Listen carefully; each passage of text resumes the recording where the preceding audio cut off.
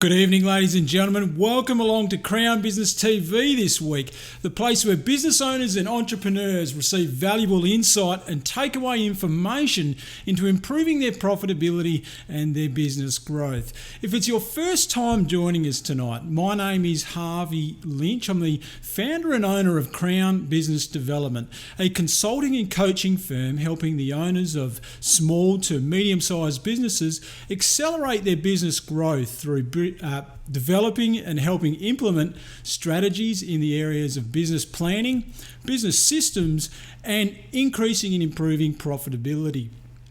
Now, massive value pack show for you tonight, ladies and gentlemen. If it's for business owners who are always busy, who are short on time, and for business owners who might even be at the point of overwhelm, trying to fit yet another task into their day with not much to show for it at the end of the week. And if that's you, then sit back and really take in tonight, because I'm excited to bring this to you. Now, there's three main key areas of focus as business owners we need to be looking at in our business for our business to be able to grow beyond the dependency on us, the owners, carrying out tasks day to day and being completely reliant on us. Now, the first of those key areas is delegation. We spoke about delegation a couple of weeks back, offloading responsibility onto our staff, onto our team, to be able to free up some of your time as the owner to focus on more high-end, more high-impact, or more important areas of growing your business. The second area is elimination. What I mean by that is eliminating tasks that take up time in your day that don't really have any major impact on the growth of your company. And the third area, which is our discussion tonight, folks, is automation. Automation of your business tasks, your business processes, in particular your marketing, to be able to help improve your business tenfold that way. And with me tonight, I sat down with a special guest this week in Tim Hyde of Win More Clients. An in-depth discussion I had with him. Tim is a marketing, not only a friend of mine, but a marketing automation expert, where we went in depth and in detail on marketing automation.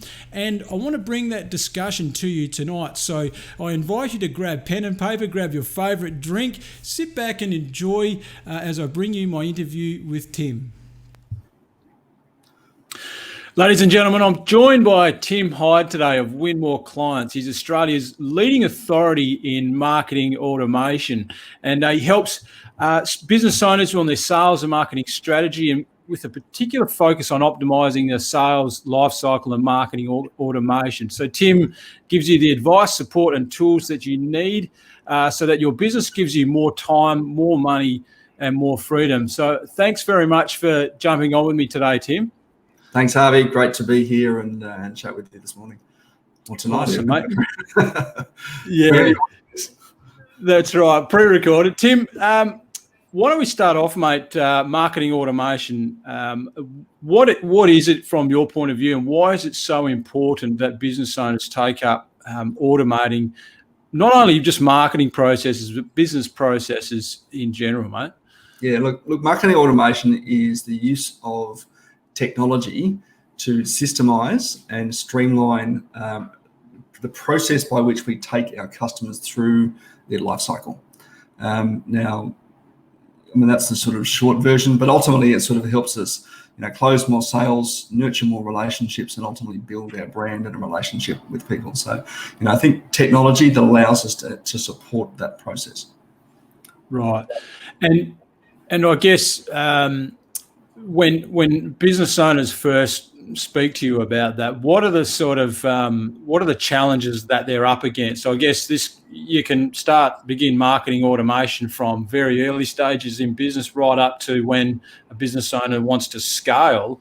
What are the challenges they face around automating marketing processes? Look, I think that's the pretty common challenges that I hear that marketing automation fixes is that we've got largely manual processes. Now, when you're a really small business or micro business, you're probably okay with it, right? You don't really notice this sort of stuff. But as your business starts to grow and scale, we're dealing with more relationships and more data I guess, is what we start to deal with. And that starts to get a little bit unwieldy where things are at, right? So, typical concerns that I hear from clients are that, everything's manual. I don't know where my next client is coming from. Forgetting to follow up with things. I'm trying to manage sales process maybe out of my inbox, and you might, send a proposal and you don't hear back from it from weeks, and you go, oh my God, it's too late to chase that one up now. So at this point in our business, just about every business, doesn't matter whether you're a product business or a service-based business, we get to this point where everything starts to become a little bit unwieldy, right? And this is where this marketing automation tech really comes into its own, right? It might automatically follow up on invoices. It'll pass data from one system to another. It'll auto follow up on your webinar or something. And it's surprising because we're so many businesses are embracing this that we don't really know what it is that we don't know, I guess, in many cases. We're surrounded by it right now, right? So, the bank statement that you get sort of every month, right? That's an entirely automated process. There's not someone sitting there compiling all your bank statements and sending it to you, right? When you go and book some movie tickets at Hyde's, right? The process of delivering those movie tickets, to your email is an automated process triggered by your completed purchase. In the same way that, the reminder that you've got a medical appointment or a hairdresser's appointment, not that I've had too many of those lately. Those are now, those are increasingly automated process. So we're surrounded by this more and more, that businesses are embracing the use of marketing automation technology to kind of leverage and scale their communication with their customers. Right. And where does all that begin, Tim? Like we've done a lot of in-depth discussion previously about using CRMs in your database to communicate with customers. Is that where it starts with the CRM? Look, it doesn't CRM and looking at what your ideal customer journey is if you only had one client. And if you had one and said, okay, look, if I have one person, this is the experience that I would give them. Often as we grow, parts of that experience start to drop off. Right? Now, if you think your business is not is just a machine, right? And your business is a machine that turns attention into dollars. Now, a byproduct of turning attention into dollars for you is a customer outcome. Yeah. Right. And we have this conveyor belt that we move people along. Now, all along that conveyor belt's pretty rickety. It shakes around a bit, and people, our prospects, fall off that conveyor belt as they move through that process. They might fall off very early on. So they've visited our website and they don't come back. Right? There's an opportunity for automation there. And what we want to look at throughout our process, throughout that customer journey, is where are the biggest holes where most of our prospects fall out of that process, fall out of that journey. That's the first place we want to look at, right? Define what that journey is and go, okay, if I had 1,000 people hit my website and only 100 people, raised their hand and inquired or got something, that's a pretty big hole, right? Because 900 of our prospects have maybe bounced away at that particular point.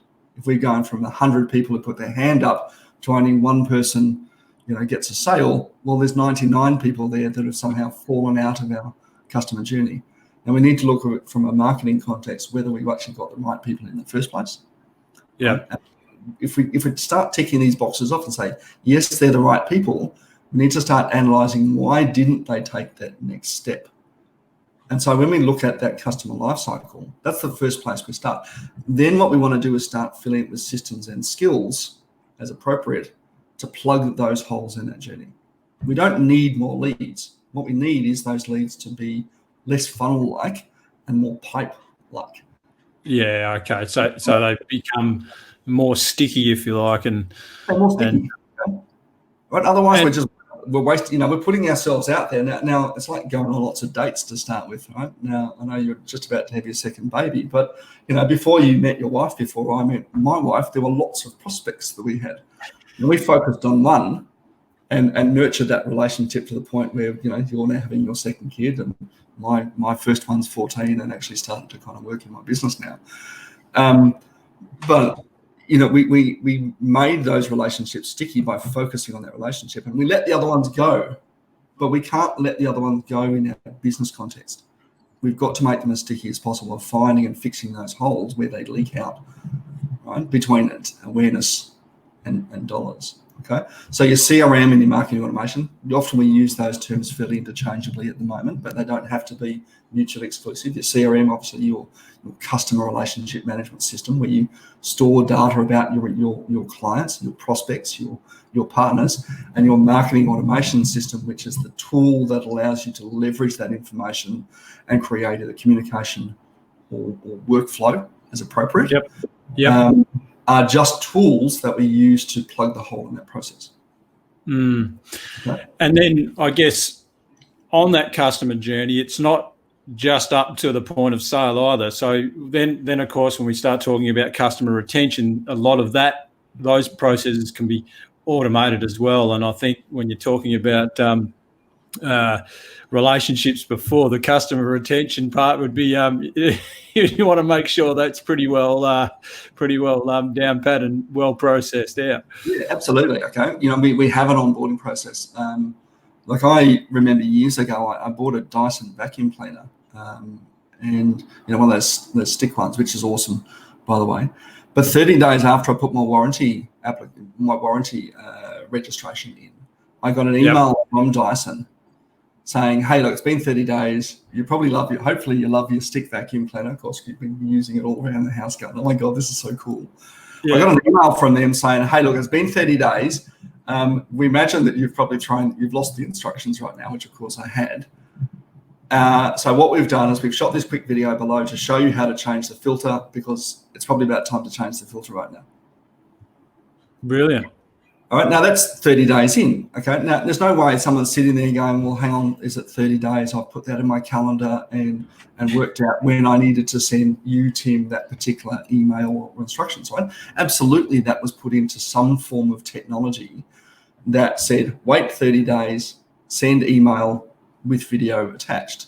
Now, everyone's getting the same experience, but that for me made that kind of journey with Dyson going, "Oh, wow, this is actually really, really, really cool."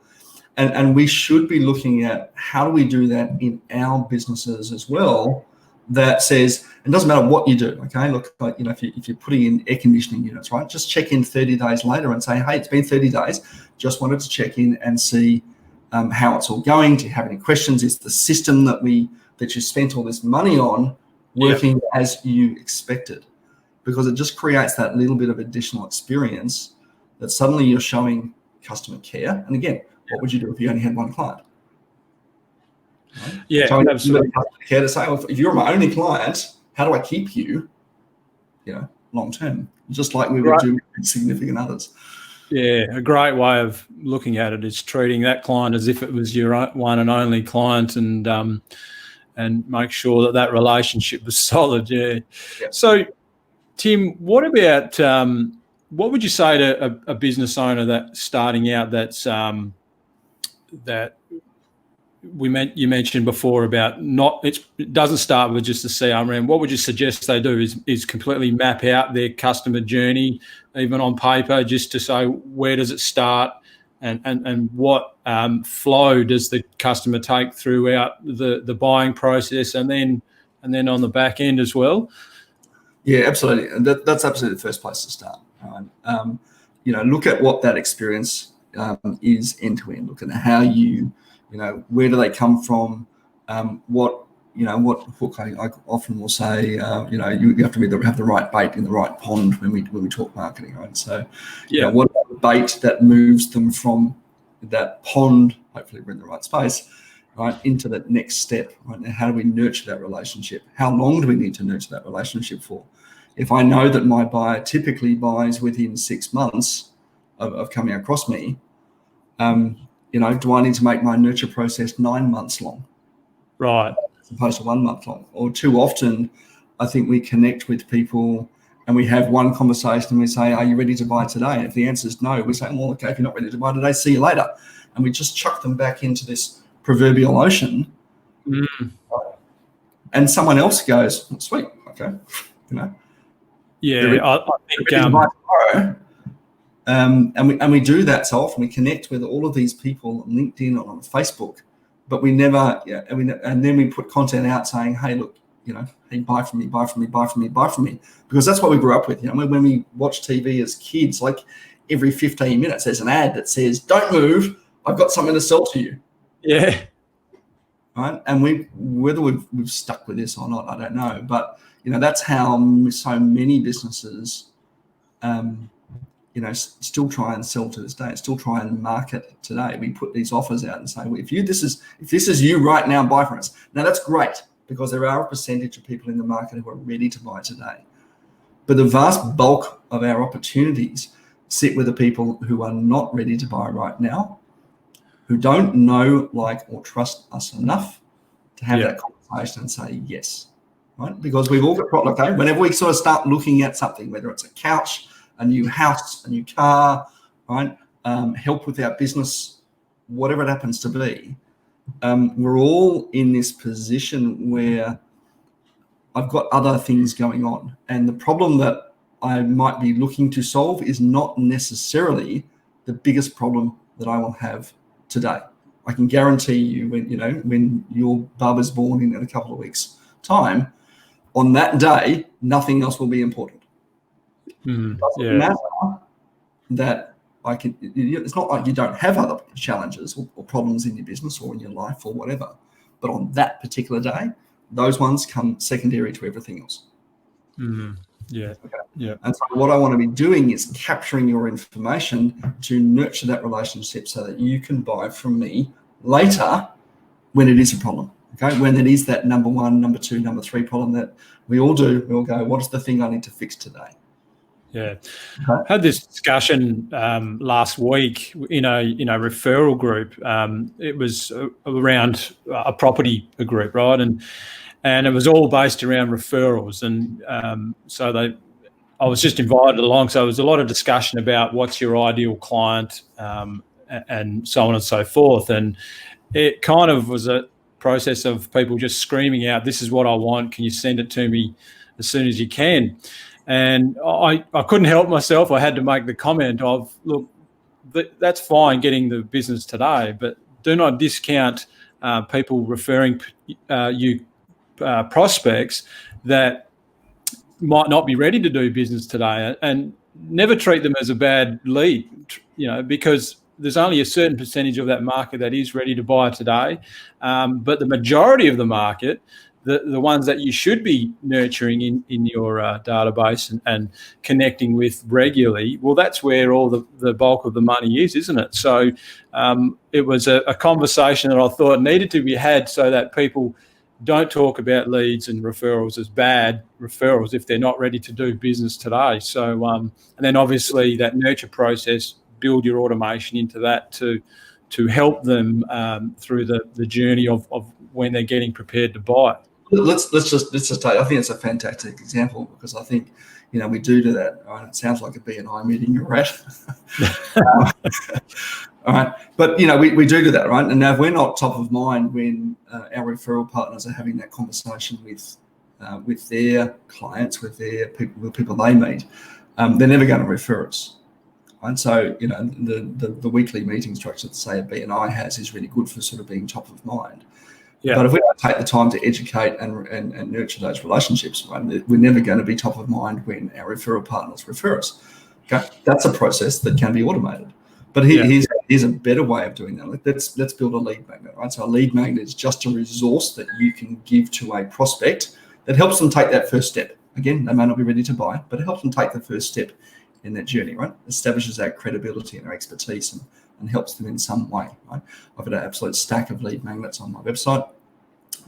We call them resources, not lead magnets, but this is what they are. If I go to, say, my 10 referral partners, and each of my 10 referral partners have, let's say, 5,000 connections, right? So we're talking a pool of 50,000 people. You're not talking to 50,000 people on a daily basis to directly refer me. We know that. Okay, those 10 people may refer me. Let's hope that if I'm meeting them every month, they're referring one a month. Awesome, 120 referrals for the year. Okay, if we took a slightly different approach and say to my 10 referral partners, maybe every 2 months, and said, hey, I've got this really cool resource. Would you mind sharing this with your network? Now, I'm going to do that because it's related to the conversation that you're having already. Obviously, our referral partners need to have that related conversation. But you go to now your network with a resource of mine, say my niche workshop resource. Okay. Yep. And it's a resource that helps people identify their market niche and who they might want to sort of work with. Okay. Question that often comes up in marketing. And I say, hey, Harvey, would you mind sharing my niche my niche worksheet with your network? And you go, no worries, Tim. Makes you look good in the process because you're now connected to some cool people, and you're, a percentage. Okay. Go, that's a challenge that I'm facing right now. That looks pretty interesting. And let's be modest and just say 1% of your network go, that looks all right. Okay. We know it's probably more than that. It might be 5, it might be 10%, but just to say 1% of that network go, okay, I might grab that. All right. And that's 1% of your 5,000, which is 50 people. 1% of the other, 9 referral partners. That's, we're now up to 500 new people into my database on just that one share of a resource. Now, if you're doing that every month, maybe next month I should get you to share my sales machine. Month after that, we've got some other resources like the 9-point automation roadmap. Okay, now we're getting 500 leads per month out of my 10 referral partners. Okay, massive. Over the course of 12 months, we've gone from 120 referrals to 6,000 leads into my database, where I'm building and nurturing relationships with those prospects. Okay, so completely changes this paradigm about how we might work. Now, of course, the whole system that delivers those lead magnets and follows up and builds a relationship and invites them to my webinar and whatever else, or says, hey, do you have this challenge in your business? That's all streamlined and automated as well, because that's the process I would take one customer through. Brilliant. It's and that's massive leverage at the same time, particularly for when you're talking about businesses that are wanting to scale, getting that leverage and being able to handle that. Say if it's 6,000 new leads, a lot of that must be automated. Otherwise, it just couldn't happen unless you. So your onboarding experience, it says, "Hey, welcome to day 1. Welcome to day 2. Welcome to day 7." Okay. Yeah. Day 10. Hey, just checking in. How's things going for you? All right. Day 30. Here is how you change your filter on your Dyson. Right. Yeah. So we can do that. All right, because it's what would happen if we did one. And it's not just, I think the mistake that people make is thinking it's just email, right? Fine. On day 10, I'm going to raise a task for someone to reach out. I might raise it for my VA to do something. I might, send a letter at that particular point. At Christmas, I might send a list of my customers off to, a mob that does birthday cards or Christmas cards and send out a card on my behalf. Again, what we're doing is saying, if I had one, map that process out, and then look at the system we can do to do that en masse. Brilliant.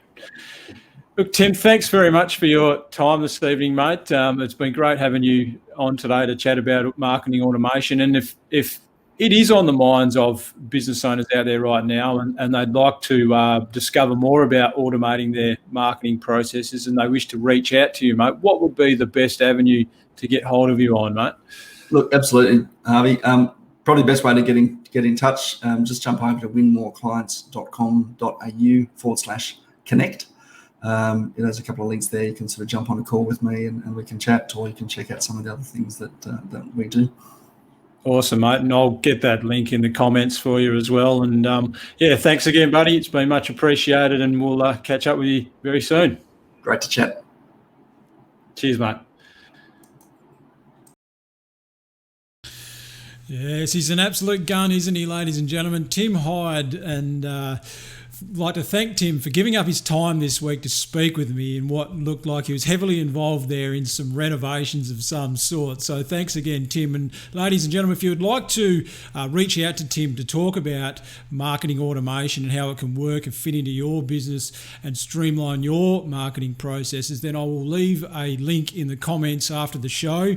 I was hoping to have it up there now, but after the show there'll be a link there where you can reach out to Tim. I think the big takeaways out of of that interview with Tim for myself, and I'm sure yourself as the viewer as well, is to be able to grow and scale what you're currently doing and scale that throughout your business to be able to provide